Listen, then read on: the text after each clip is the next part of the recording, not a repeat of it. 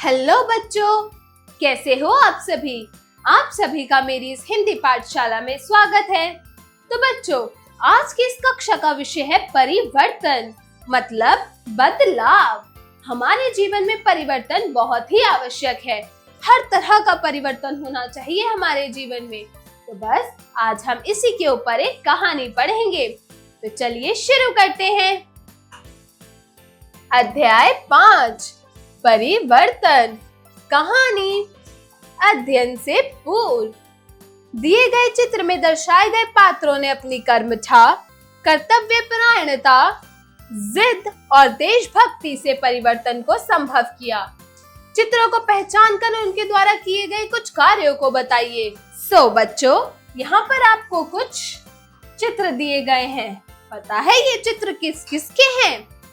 महात्मा Gandhi, Mother Teresa, APJ Abdul Kalam, Nelson Mandela, doctor Bhimrao Ambedkar और sir Isaac Newton.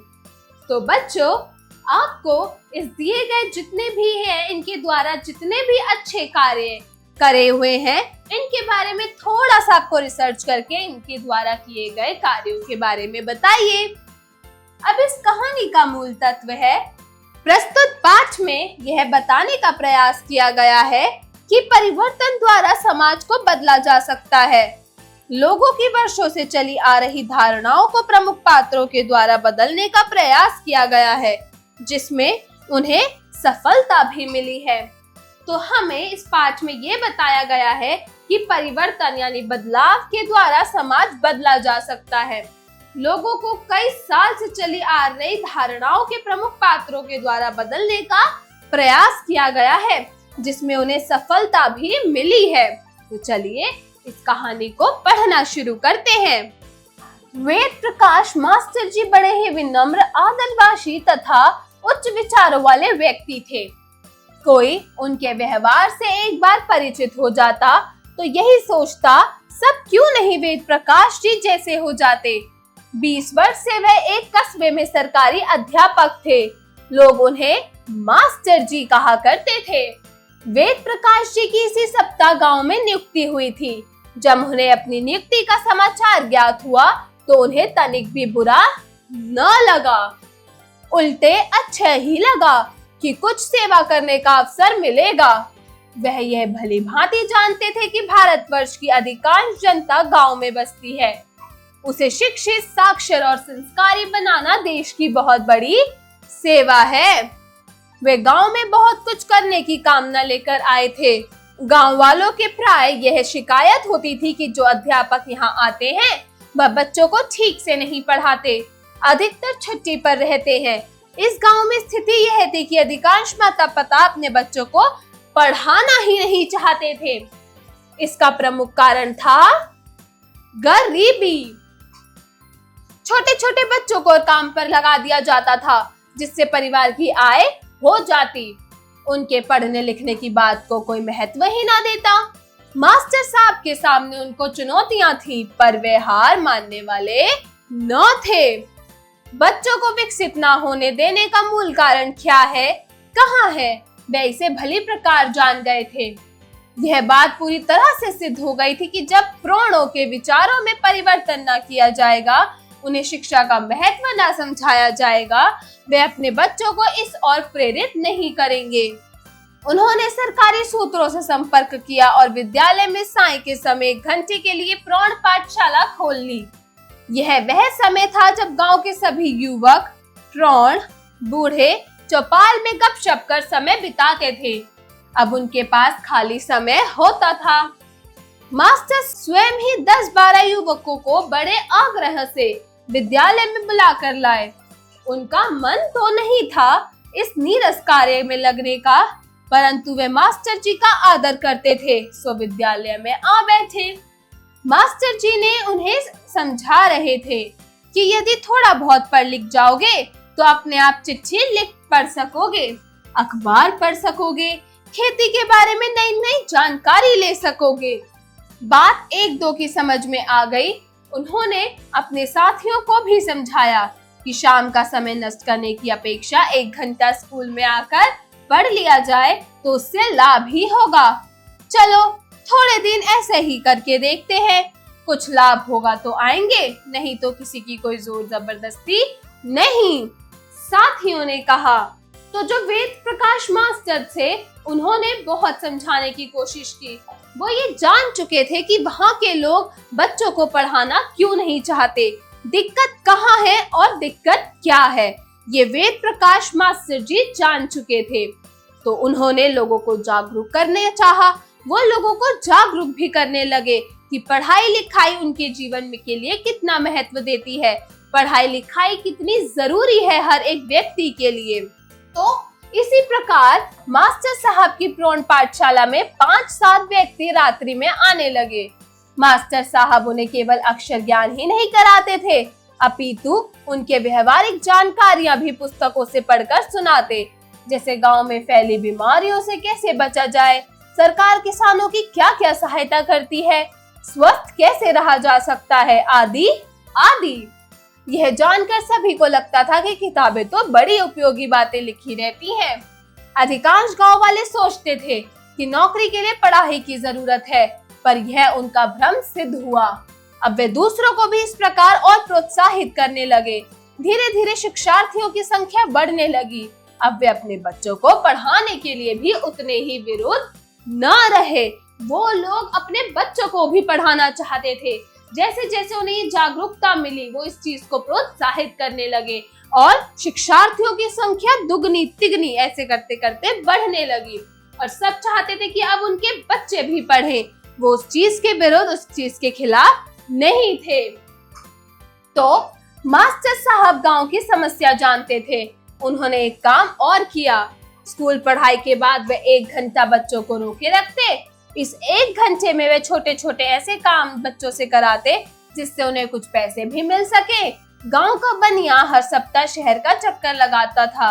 उससे उन्हें रद्दी अखबार मंगवा लिए थे। बच्चे उनके लिफाफे बना देते। बनिया जब शहर जाता तो उन्हें बेच आता। जो पैसे आते अपने अपने काम के हिसाब से सभी बच्चों को लागत निकाल कर दे दिए जाते। इसी प्रकार धीरे धीरे और भी काम प्रारंभ करवा दिए गए। सुतली की पट्टी, मूंछ के आसन, ढाक के पत्तों के दोने पत्तल आदि काम बच्चे बड़ी कुशलता से करने लगे। गांव से तो कोई शहर जाता ही था तो मास्टर जी उसी से कहकर उन्हें भिजवा कर बिकवा दिया करते। इससे बच्चे महीने में कुछ रुपए तो कमा ही लेते थे। इस पर यदि कोई अभिभावक अपने बच्चों की पढ़ाई रुकवाता तो मास्टर जी उसे घर जाकर उसे समझाते कि इस समय यह भले ही तुम्हें कम पैसे लाकर दे रहा है, परंतु बड़ा होकर यह तुम्हें सुख देगा। अपने बच्चों के भविष्य पर कुल्हाड़ी न मारो। किताब, कॉपी आदि सभी तो स्कूल से दी जाती है, क्यों अपने बच्चों को इससे वंचित रखकर उसे भी अपने जैसा ही बनाना चाहते हो। जो मास्टर जी थे उन्होंने बच्चों की पढ़ाई के लिए बहुत प्रयास किए। जो भी अभिभावक अपने बच्चों की पढ़ाई रुकवाता था तो मास्टर जी खुद जाकर उस व्यक्ति को समझाते थे कि स्कूल में पेंसिल, पेन, कॉपी, किताब हर चीज तो स्कूल वाले ही देते हैं, तो आप क्यों अपने बच्चे का भविष्य खराब कर रहे हो। माना कि अभी वो आपको कम पैसे ला के दे रहा है, लेकिन जब बड़ा होगा तब वो आपको आपके जीवन का हर सुख देगा। तो मास्टर जी के बार बार समझाने का फल यह होता कि वे व्यक्ति बालक के कमाए थोड़े पैसों पर ही संतोष करता और उसे स्कूल भेज ही देता। मास्टर जी के प्रयासों से अभिभावक के मन में यह भाव जग गया था कि हम भले ही भूखे रह लेंगे पर अपने बच्चों को शिक्षित अवश्य बनाएंगे। सच्ची लगन और निष्ठा से किए गए काम में कभी न कभी निश्चित रूप से सफलता मिलती ही है। मास्टर साहब को भी अपने प्रयासों में सफलता मिली। न केवल बालकों में अपितु बड़ों में भी पढ़ने की लगन जग चुकी थी। मास्टर साहब न केवल उन्हें साक्षर बना रहे थे अपितु अच्छे संस्कार भी दे रहे थे। व्यक्तित्व निर्माण, परिवार निर्माण और समाज निर्माण, ये उनकी शिक्षा के 3 लक्ष्य थे। इस कार्य में सबसे बड़ा सहयोग उनके विद्यालय की बालक सेना दे रही थी। पूरे गांव की सफाई करना, बरसात में गड्ढे भरना आदि अनेक कार्य वे करती थी। गांव की दीवारों पर उन्होंने सुंदर सद्विचार लिख दिए थे जो आने जाने वालों को प्रेरणा दिया करते थे। मास्टर साहब के संकल्प एवं अध्यवसाय के ने गांव की प्रगति को दिशा दे दी थी। मास्टर साहब ने एक समिति भी बना ली थी, ग्राम विकास समिति। इससे गांव के बड़े बूढ़े और मुखिया तो थे ही, नवयुवकों को भी साथ में लिया गया था। मास्टर जी को गांव का हर व्यक्ति अपना हितैषी मानने लगा, मतलब अपना शुभ चिंतक मानने लगा। हर कोई मास्टर जी को अच्छा ही मानने लगा। वे जो भी कहते सब वैसा ही करने में जुट जाते। देखते देखते गांव में विकास समिति ने गांव की सीमा पर स्कूल के लिए पक्की इमारत बनवा ली। इससे नवगठित युवक दल प्रातः व्यायाम करता, दोपहर में बच्चों का जूनियर हाई स्कूल चलता था, दोपहर से शाम तक तरह तरह के कुटीर उद्योग के काम होते, रात्रि भोजन के बाद कुछ भजन कथा कीर्तन होता और प्रौढ़ पाठशाला चलती। 5 ही वर्ष में युवक दल ने गांव से कीचड़ और कचरे को खदेड़ दिया। गांव की गलियां उभरी और साफ सुथरी बन गईं। खेतों के पास कूड़ा घर और कंपोस्ट के गड्ढे बन गए। घरों को साफ सुथरा और लिपा पुता रखने की होड़ सी लग गई। स्कूल के निरीक्षण के लिए आए निरीक्षक विद्यालय के वातावरण से बहुत प्रभावित हुए। उन्होंने मास्टर जी को स्कूल के वार्षिक उत्सव मनाने का सुझाव दिया। इसमें अध्यक्ष पद के लिए वे जिलाधीश को लाए। जिलाधीश गांव को देखकर हर्ष विभोर हो उठे। उन्होंने स्वयं तो प्रशंसा की ही, साथ ही अपनी रिपोर्ट भी सरकार को इस आशय से भेजी कि सरकार ने वह गांव आदर्श गांव योजना में ले लिया। इस प्रकार सरकार की ओर से भी विभागों, व्यायामशाला, कुटीर उद्योग, प्रौढ़शाला आदि के लिए भरपूर सरकारी सहायता भी दी जाने लगी। अब मास्टर जी की भी पदोन्नति हो गई। उनके लिए निरीक्षक पद पर नगर में आने का आदेश आया। यह जानकर सभी गांव वालों की आंखों में आंसू आ गए। मास्टर जी स्वयं भी उनसे जुड़ गए थे। जब सभी ने उनसे न जाने का घोर आग्रह किया तो वह भी उसे ठुकरा न सके।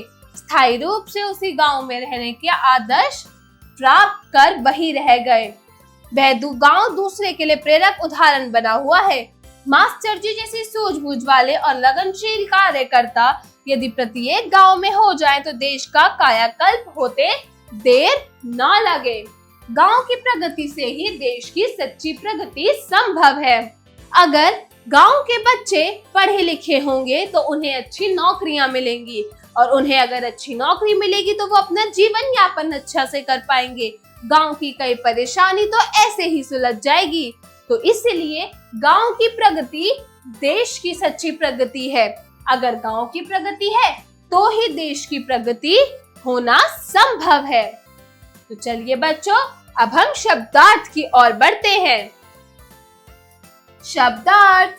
आय मतलब आमदनी, रद्दी मतलब कबाड़ या फिर बेकार, आदर्शवादी मतलब उसूलों पर चलने वाला, कुशलता, चतुराई या फिर प्रवीणता, चुनौतियां मतलब कठिनाई, हितैषी मतलब हित चाहने वाला, मित्र या फिर आपका दोस्त, प्रौढ़ों मतलब परिपक्व अवस्था को प्राप्त, सद्विचार बेहतर ख्याल, आग्रह मतलब अनुरोध, और अध्यवसाय उद्यम या फिर परिश्रम। उच्चारण करें। तो बच्चों, यहाँ पर आपको कुछ शब्द दिए गए हैं। आपको इन शब्दों का सही सही उच्चारण करना है। तो चलिए मेरे साथ इन शब्दों का उच्चारण कीजिए। शिक्षार्थियों, व्यवहारिक, ढाक, दोने पत्तल और संस्कार। तो चलिए बच्चों, जो कहानी हमने अभी पढ़ी उस कहानी का थोड़ा सा अभ्यास करेंगे, मतलब अभ्यास कार्य शुरू करेंगे। तो चलिए मेरे साथ अभ्यास कार्य शुरू कीजिए। अभ्यास कार्य, जरा बोलिए। Speaking skills. प्रश्न 1, दिए गए प्रश्नों के उत्तर बताइए। तो बच्चों, यहाँ पर आपको कुछ प्रश्न दे रखे हैं। आपको इन प्रश्नों के सही सही उत्तर बोल कर देने हैं। तो चलिए शुरू करते हैं। क मास्टर जी का क्या नाम था? वेरी गुड, मास्टर जी का नाम था वेद प्रकाश। ख, गांव वालों की क्या शिकायत थी? तो बच्चों, गांव वालों की शिकायत थी कि गांव के विद्यालय में जो भी अध्यापक बच्चों को पढ़ाने आते थे वो ठीक से बच्चों को नहीं पढ़ाते थे और अधिकतर वो छुट्टी पर रहते थे। ये गांव वालों की शिकायत थी। ग, बच्चे कौन से काम कुशलता पूर्वक करने लगे?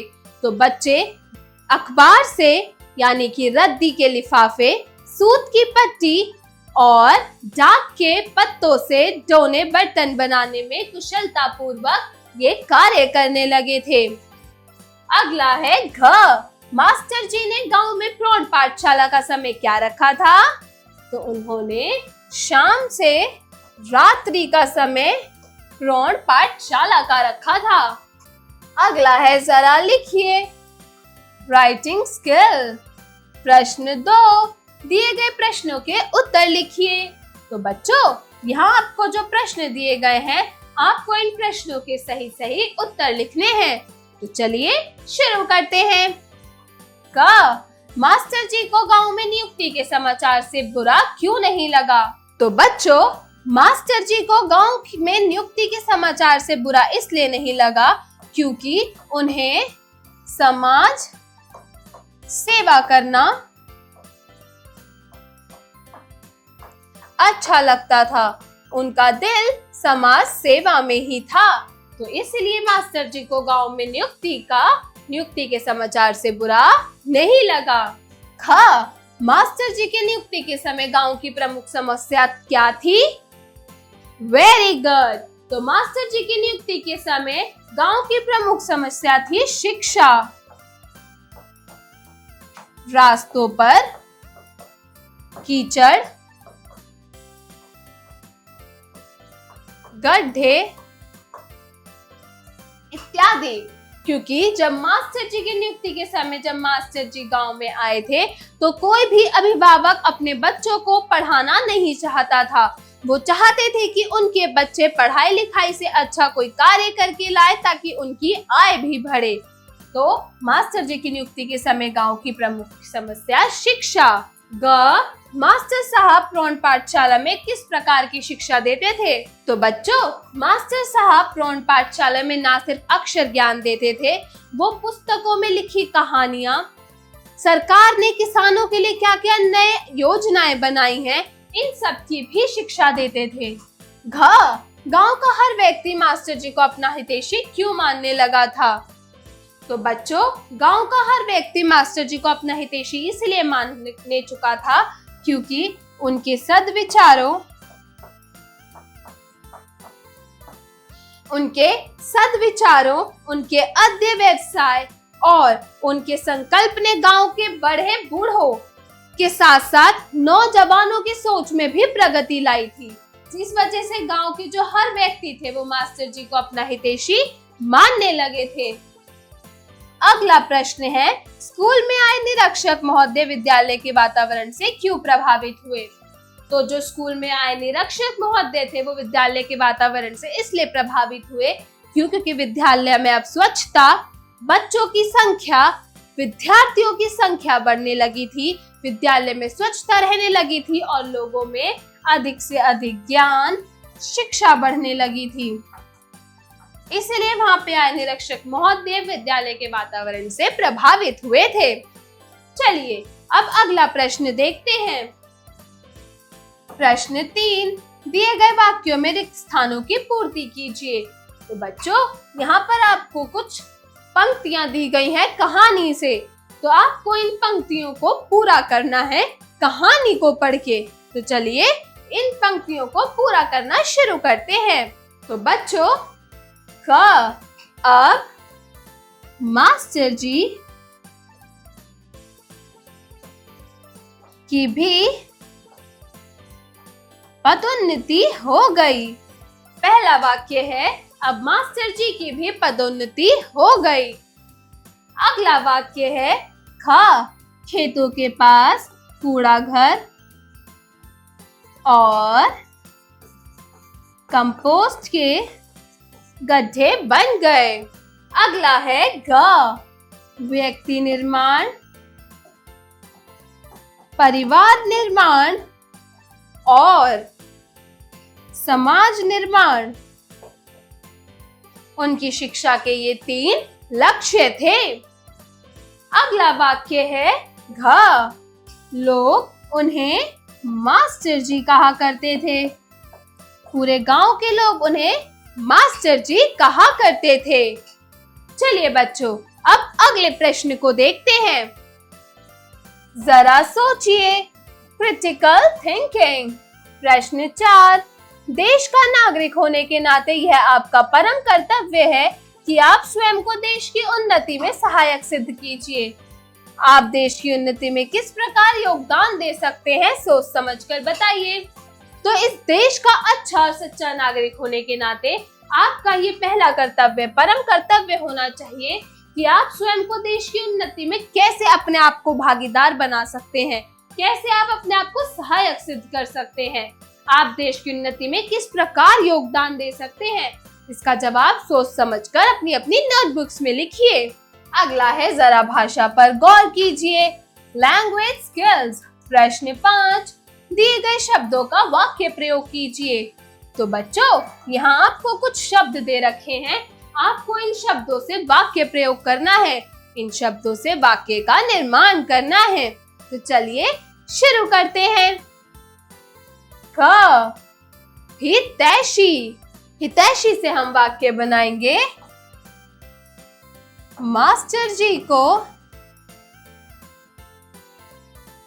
गांव वाले अपना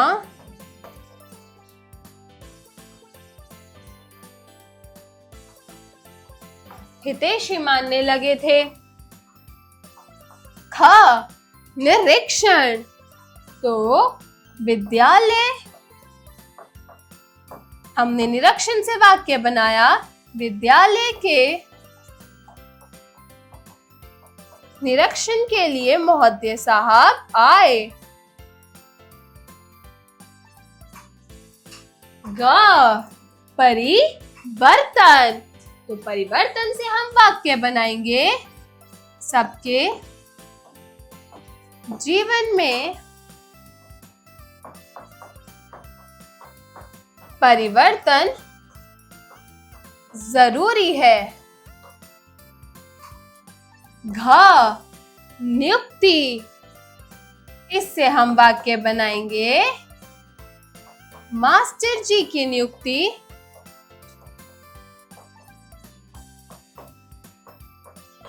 दूसरे गांव में कर दी गई।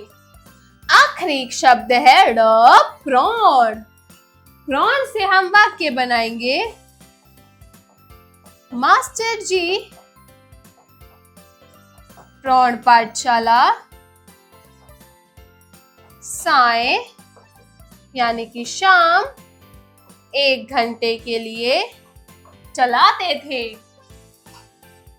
अब अगला क्वेश्चन है प्रश्न 6, दिए गए गद्यांश को वर्तमान काल में परिवर्तित करके पुनः लिखिए।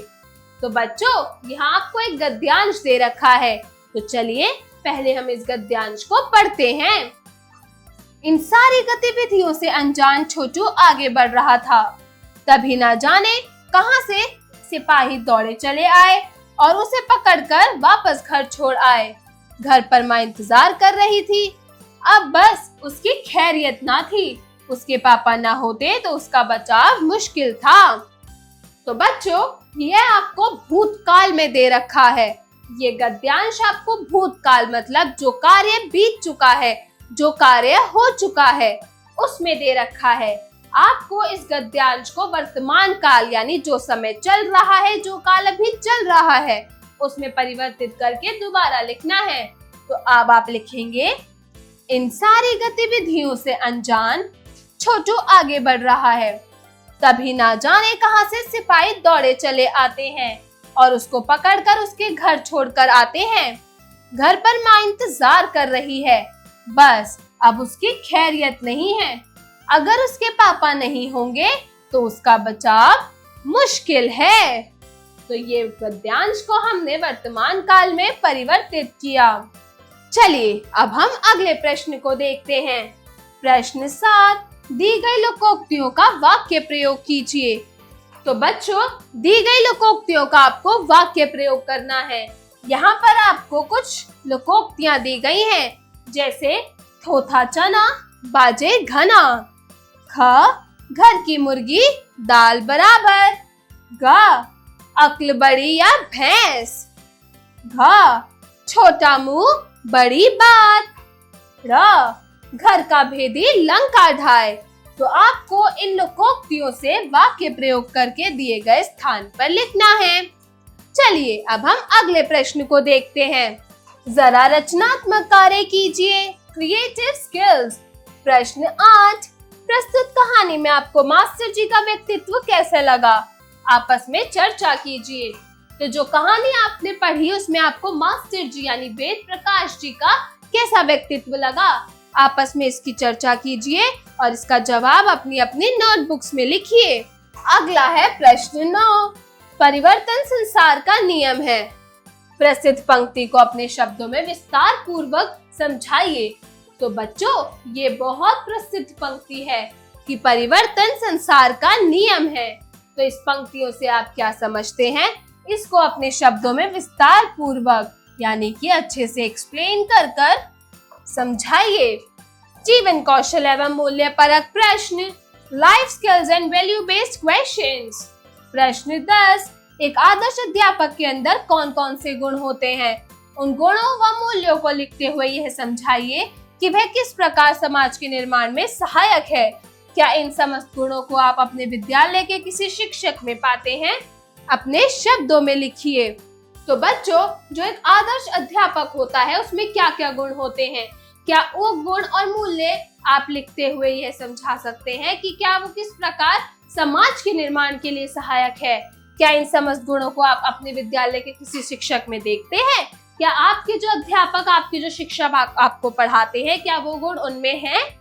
इसका जवाब अपने शब्दों में लिखिए। और बच्चों, आशा करती हूँ आज की कक्षा आप लोगों को अच्छी लगी होगी और बहुत ही सीखपूर्ण रही होगी आप लोगों के लिए। चलिए अब मैं मिलती हूँ अगली कक्षा में एक नई कहानी या फिर कविता के साथ। तब तक के लिए बाय बाय।